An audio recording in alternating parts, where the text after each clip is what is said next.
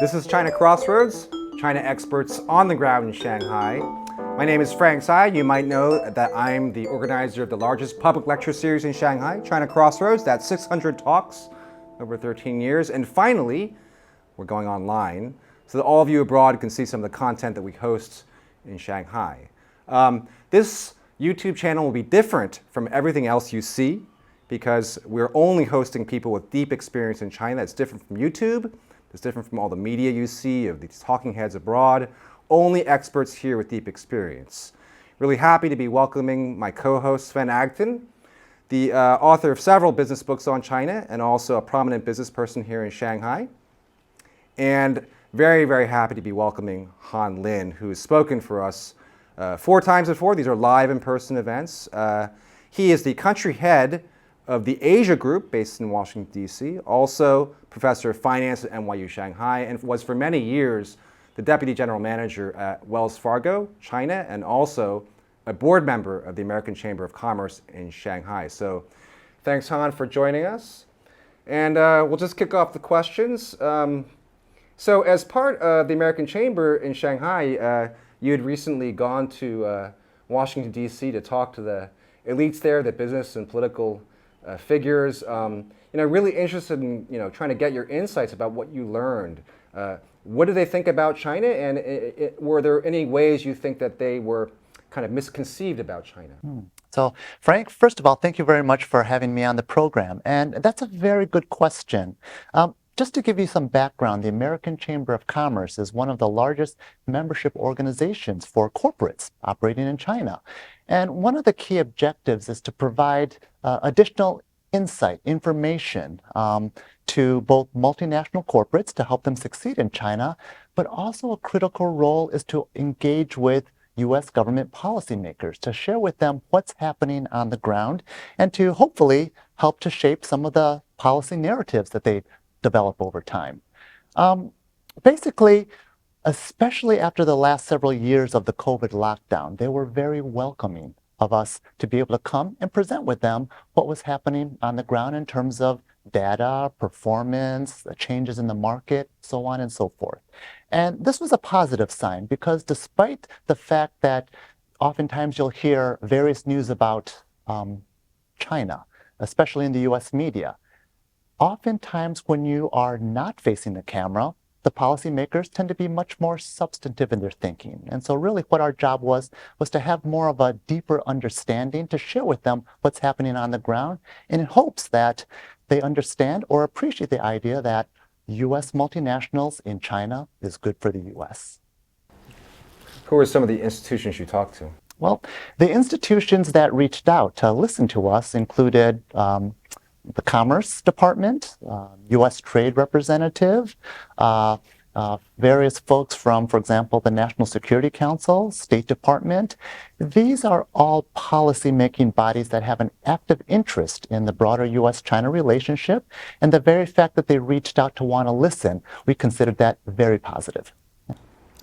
So what were some of the kind of talking points, the reality on the ground here in China that you try to communicate to them? I think one of the most basic aspects is that when you listen to the U.S. news, there's a perception either China's about to take over the U.S. or China's about to economically collapse. And so what we try to do is provide the context that the truth is probably somewhere in between. That in fact, China is going through a number of changes in itself. And to help them recognize what are the factors affecting China's economy, such as how the property market is holding back economic recovery, or how there are changes in the policy system that you may hear something coming from the central government and yet forget that at the local government levels, officials are much more pragmatic. And so really to hammer through the observations of what the reality of on the ground life is like. So in this aspect, I'm a European observer to this whole China-US relations. How much of this message really gets through to Washington, D.C. or headquarters of multinationals in the U.S.? Because there's a big difference between telling something and also acting on it, of course. Absolutely, and that's an excellent question, Sven. We are very cognizant that the week that we spend meeting with officials is simply one data point among so many other considerations that they're particularly thinking about. And this particularly rings true when we meet with folks on Capitol Hill. After all, they have to be representative to their constituents' interests. And so you can get a sense that when you're talking to them, there's a lot of things going on in their mind. For example, how does this help employment? Are we affecting U.S. national security in any way? How should we think about the future? And these are things that we are recognized that for that 1 week we're talking with them, for that half an hour that we have their audience, we may not be able to change their fundamental view, but if we can have them perhaps question one of their initial assumptions that might have been from 10 or 15 years ago about what they think about China, then that in itself is a small victory. What happens then if you leave after that week? Because very often there's also a lot of CEOs, global CEOs, they come to China or maybe the US president here and they see all by their own eyes, they see everything. But then they go back and then of course they go back to their own world. So how deep does it resonate with them? Because there are lots of things on their plate, right? Absolutely. So certainly what we try to do is leave them practical economic information, data from our surveys, so on and so forth. But the fundamental essence of what will shape their thinking is to encourage them to come to China themselves. And if they actually see on the ground, spending a couple of days or so, meeting the people, engaging with businesses, seeing the environment itself, that will make much further strides in their thinking than whatever we can do just from the data presentations. So we do encourage them to come on over to China. And I think that people-to-people exchange aspect is one of those low-hanging fruit that we should really continue to build upon. Well, you talk to Chinese businesses and foreign businesses, multinationals here all the time, and we who live here, have a different picture. China may be growing at 5%, but there's pockets of high growth and opportunity here for sure. Do you communicate that as well? I mean, there's so much kind of bias or negativity about China's economy. Do you try to communicate some of the more positive story of China's economy? So, following on the earlier idea of coming to China yourself, we do try to help break down the various component and types of decisions the Chinese government may think about as they look to, boost up the engine of economic growth. Now, what we try to explain, and in fact, it's not only through the chamber, but as we look at the various consultancies, for example, the Asia Group and other consultancies that are out there, it is clear one of the most common themes is de-risking. Okay, what does that mean though? And that means a lot of different ideas for different types of companies. For some companies, it really depends on their growth model. What are they here in China for? If they're an exporter that exports goods into China, or are they making in China to sell in China, or are they making in China to sell globally?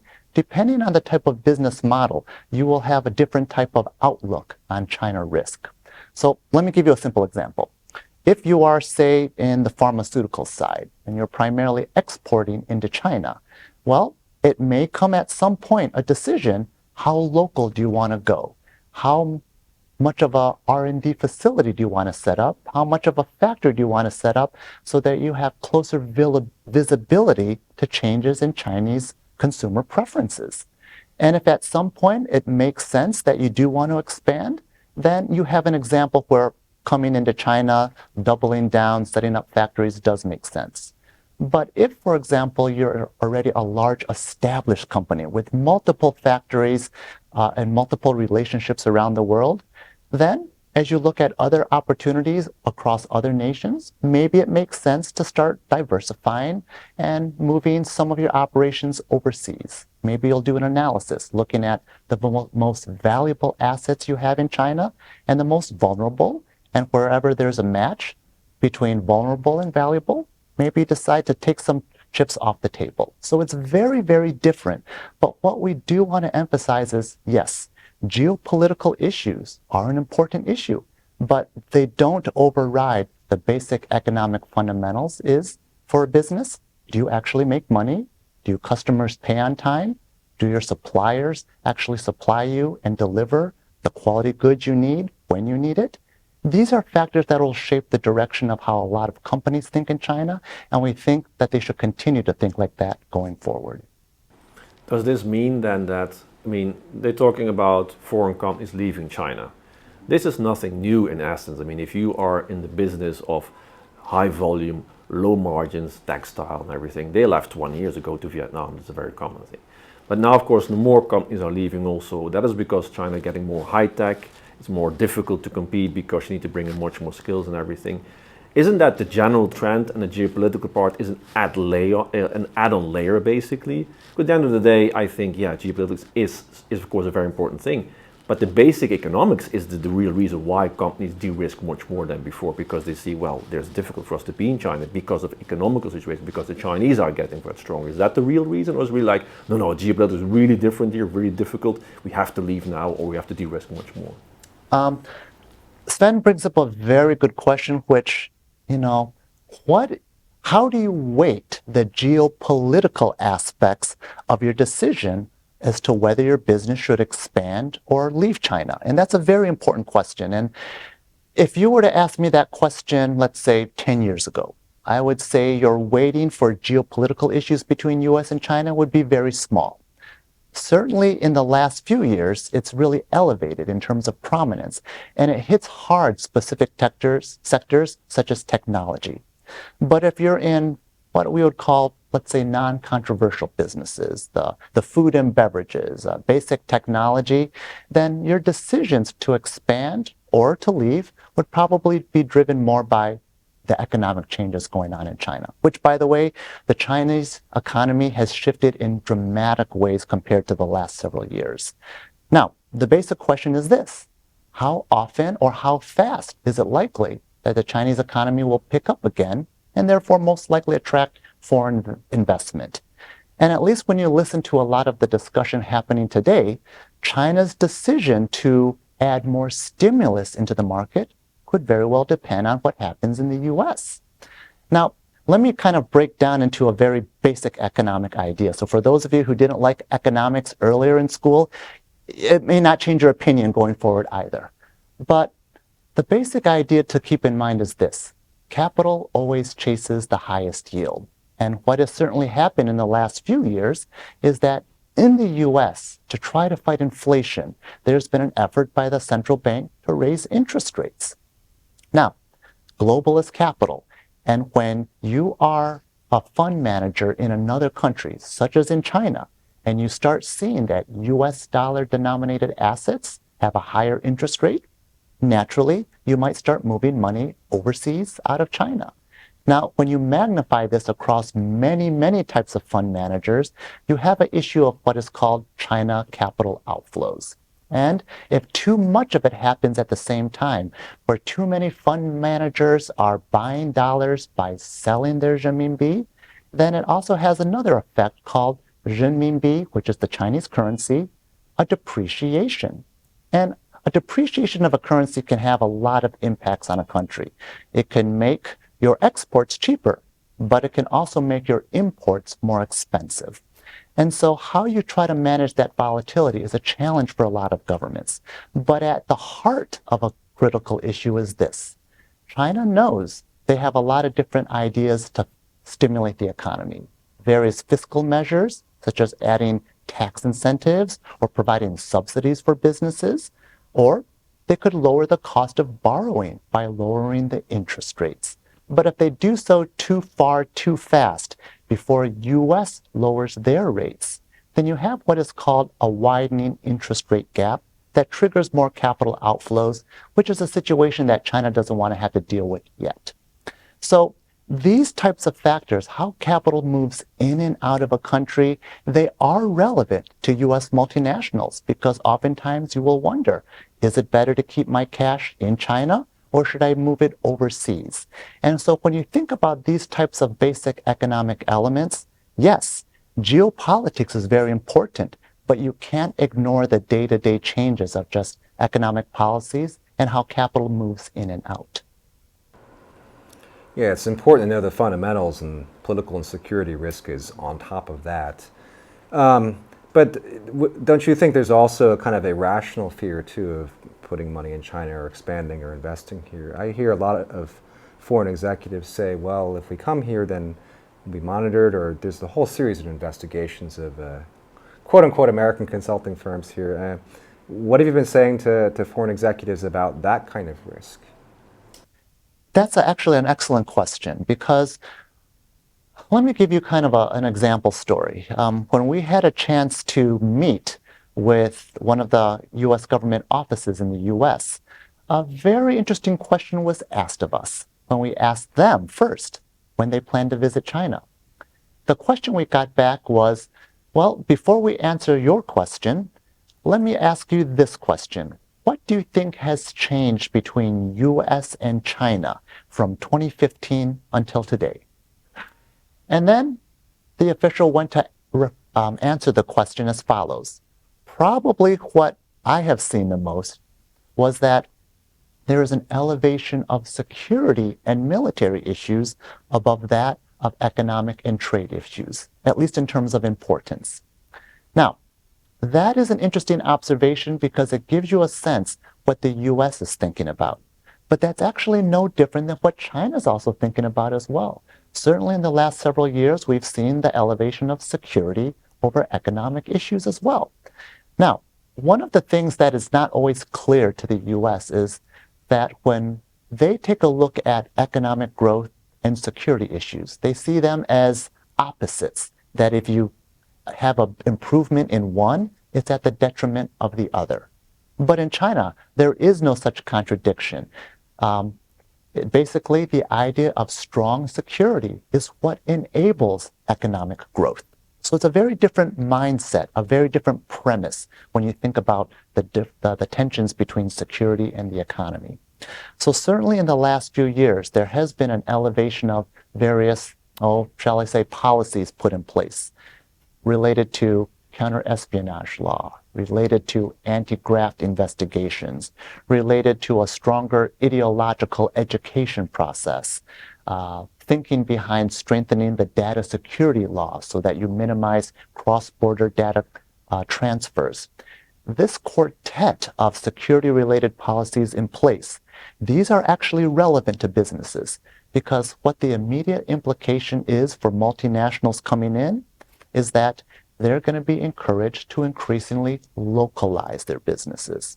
So for example, if they were making consumer products where product development and research development was happening overseas, well, given that there's intellectual property involved in new property development, the actual implication is to encourage multinationals to set up their own full set of operations within China and to minimize a need to rely upon overseas departments. So in other words, setting up your own product development here, research development, setting up your own intellectual property, so on and so forth, so that by fully localizing in China, you won't run into any of the issues that you have with cross-border data security, for example. So the implications mean it's going to be more expensive to invest in China, but ideally, that helps to reduce a lot of the various types of onshore risks as well.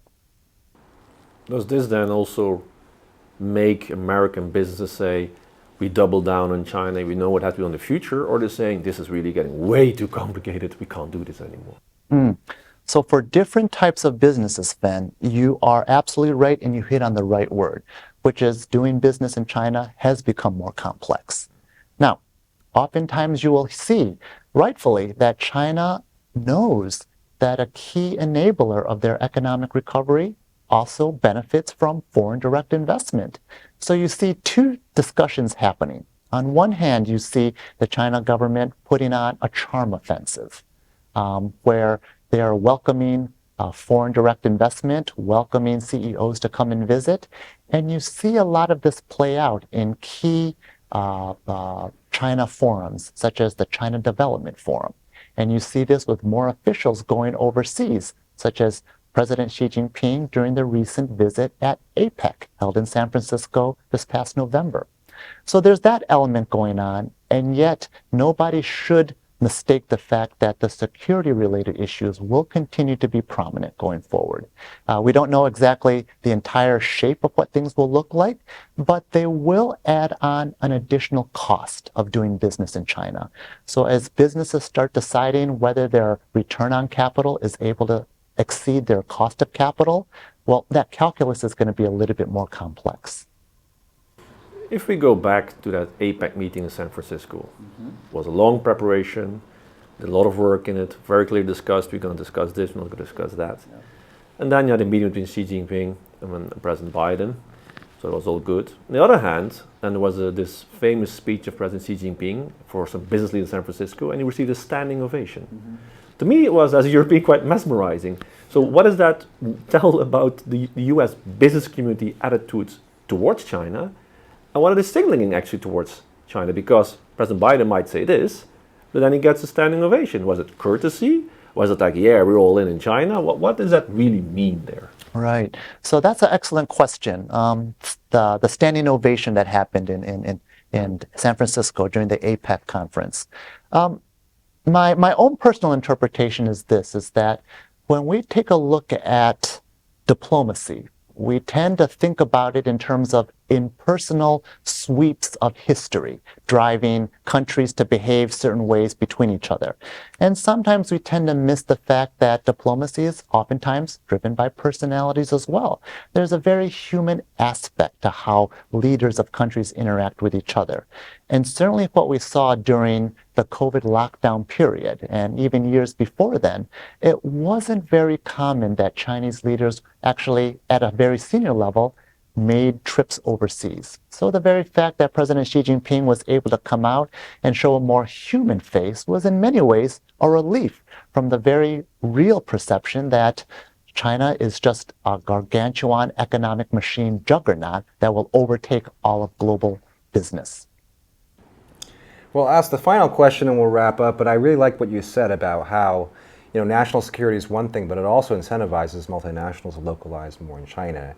And there's a China model, right? So China has grown incredibly fast, and it has a one-party state, but it's undeniably successful. And they want to move up the value chain, and this is one way of doing this, of course. So you've been here 20 years, I think. What's the one thing you want to tell foreign executives about, how do we understand this China model of the economy or economic development? So if I was to give at least one recommendation, and this is actually something I mentioned before, is to take more time and actually come over to China. Okay? And what you will see is that oftentimes you will hear the central government rhetoric, and then you'll see the pragmatism at the local levels where they're looking to attract more investment. They want to see you succeed in business, because in the end, if your business succeeds and China succeeds, then that is ideally a win-win situation for everyone. Right. And we were just talking about that, of course. Yes. At the top, and there's the local and the difference. Exactly, yeah. Right. Maybe one last guy from my side. If I would read all the mainstream media, there's a very certain view about China. I'm not saying it's wrong or right, but you're saying something very different. Why is it that this is such a discrepancy in what's being portrayed in some channels and what I also think is a bit different in the real China?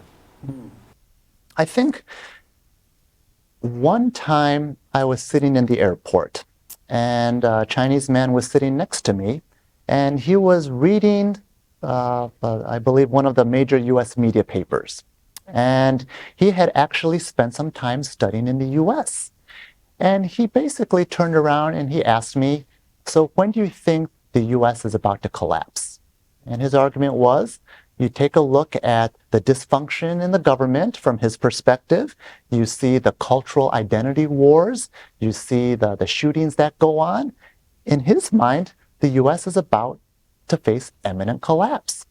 And yet for those of us that have lived in our own home countries and we have grown up, we understand that at the local level, things can be much different, that the social fabric can be much more robust. And so when you take a look at China from the lens of the story of the man sitting next to me in the airport, you may get a sense that China's about to collapse, that China may be a giant. But in fact, when you actually come into China and you see how things are, you have a much more nuanced and contextual view. And I think that makes you a better business person, but it certainly makes you a better person in general. Yeah. Great. Thank you, Han, for coming on our channel and for speaking for us for just 3 weeks ago and all the times you've spoken before. It's a great honor to have you and for your patience in being our first guest. And Sven, do you have any final thoughts to add on our channel?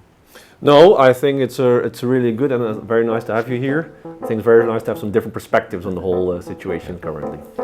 Thank you, Sven.